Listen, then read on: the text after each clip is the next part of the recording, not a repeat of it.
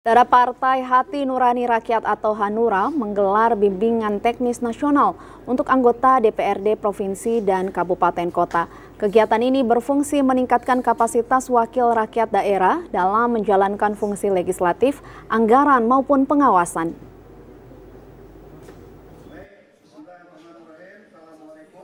Bimbingan teknis nasional dengan tema Daerah Berdaya Indonesia Sejahtera yang berlangsung pada tanggal 26 hingga 27 September di salah satu hotel di Makassar. Kegiatan ini diikuti oleh 174 anggota DPRD dari Papua, Sulawesi, Maluku, Gorontalo, Nusa Tenggara Timur, dan Nusa Tenggara Barat. Partai Hanura juga mempersiapkan strategi jangka panjang untuk menghadapi pemilu 2029. BIMTEK ini diisi beberapa pemateri yang diundang dan akan memberikan tambahan pengetahuan bagi peserta agar lebih menguasai tugas dan fungsi di legislatif. Salah satunya Titi Anggriani, pemateri sekaligus aktivis, peneliti kepemiluan dan demokrasi Indonesia, mengatakan Mahkamah Konstitusi itu adalah kewenangan dari pembentuk undang-undang atau open legal policy yang harus diperhatikan pembentuk undang-undang dalam memilih sistem pemilu. Maka atas pertimbangan itu, dari Peridium dan kelompok masyarakat sipil mengusulkan sistem pemilu campuran yang akan mengkombinasikan antara sistem pemilu proporsional tertutup dengan sistem pemilu distrik 1 dapil 1 wakil atau sistem pemilu distrik prioritas. Jadi nanti kursi DPR akan ada yang dipilih melalui sistem proporsional tertutup, tapi juga ada kursi DPR yang akan dipilih dengan sistem distrik berwakil tunggal. Nah, tentu saja pilihan-pilihan ini perlu diatur di dalam undang-undang pemilu dan didiskusikan dengan banyak pihak supaya kita bisa simulasi, memahami, dan tidak ada kebingungan di antara peserta pemilu, partai politik, ataupun pemilih. Ya, saya berharap kita semua, publik, partai politik termasuk Partai Hanura, bisa ikut mengawal penyusunan RUU Pemilu ya, karena RUU Pemilu yang berkualitas itu akan memberikan manfaat bagi semua partai politik, bagi semua pemilih, dan memperkuat demokrasi kita.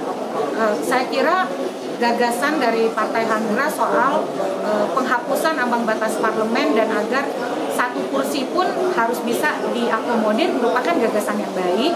Tinggal kemudian bagaimana pembentukan undang-undang pemilu di parlemen kita itu betul-betul mendengar semua kelompok.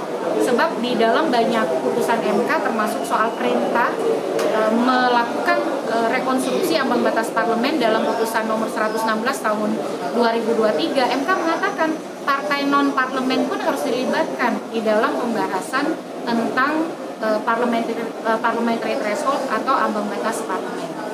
Sementara itu, Yunarto Wijaya, pemateri dan ahli strategi politik Indonesia, mengungkapkan Partai Hanura kembali menunjukkan kehadiran dalam memanfaatkan situasi seperti sekarang untuk kritis membawa isu-isu yang sedang populer di masyarakat, sebuah wadah dengan dunia sosmed, dunia digital, algoritma. Tujuannya mungkin pertama untuk kemudian menunjukkan Hanura masih eksis di seluruh Indonesia.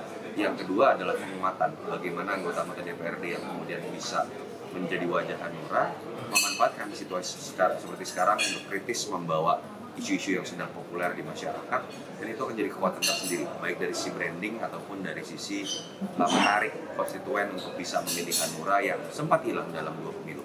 Ya, kalau saya lihat sepertinya sekarang Hanura mencoba membuka ya rekrutmen bahwa banyak pihak bisa masuk, dan saya kaget juga ternyata isi DPRD-nya banyak anak muda yang memang secara demografis akan mayoritas dalam pilihan di 2029 nanti. Artinya mungkin ini cara yang paling praktis bahwa ketika kaderisasi harus dilakukan tidak dalam konteks jangka pendek, tapi dilakukan juga perekrutan secara lebih terbuka. Orang-orang yang mungkin ingin berkiprah di politik, terutama anak muda, tapi sulit masuk di partai-partai besar karena biasanya sudah dimonopoli oleh kelompok-kelompok lama, dan saya pikir itu peluang besar buat Hanura merekrut, membuka diri, dan ketika kemudian itu bertemu dalam sebuah wadah yang bisa menjadikan mereka untuk bisa mengeluarkan aspirasinya, ide-idenya, itu akan jadi kekuatan yang besar. Dan apa yang saya isi hari ini kan juga terkait dengan dunia sosmed, dunia digital, algoritma. Saya pikir mungkin selama ini dianaktirikan, dianggap tidak penting, tapi kita tahu perkembangan dunia digital sangat cepat. Demografi dan kekuasaan anak muda yang bermain sosmed itu salah satu peluang dan kekuatan buat Hanura untuk memperlihatkan diferensiasi.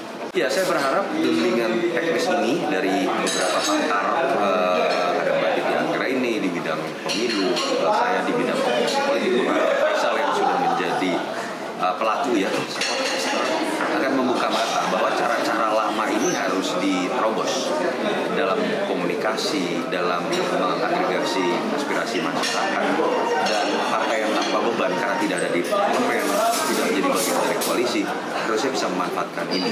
Jadilah corong untuk kemudian para netizen, para anak muda, Gen Z untuk bersuara melewat corong, entah dibikin podcast, entah kemudian dibuat sebuah forum-forum pertemuan yang bisa menampung anak muda, karena itu yang sekarang hilang dari partai-partai yang dianggap sudah mampu. Bimbingan teknis ini diharapkan menjadi momentum kader memahami filosofi politik nasional dan memperkuat koordinasi internal Partai Hanura di parlemen dan masyarakat.